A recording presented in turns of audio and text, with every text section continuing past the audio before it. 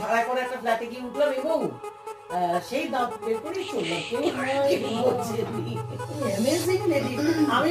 দর্শক বন্ধুরা মানে আমি ভাবছি যে একজন মানুষ এরকম কমিটমেন্ট মানে এটা হচ্ছে অরিজিনাল ফিল্ম মেকার মানে আমি নিজে ভাবে করেছি আমাকে তখন কোনো বলছে যে আপনি টাকাটা দিলেন থেকে আপনার ছবি কিনে হয়নি বললাম বাড়ি দিয়েছে ওরা কিছুক্ষণ এরকম ভাবে বসে রইল এত বন্ধু আমাকে সত্যি করে কোনো ফোন করেন এই যে একটা বছর গেছে আমি তো আপনাকে একবার টাকাটা দিই আপনি এই কাজটা করতে গেলেন আমি বললাম যে আজকে যে আপনি আমাকে এই কথাটা বলছেন আমার সামনে বসে এই কথাটাই আমার পেলাম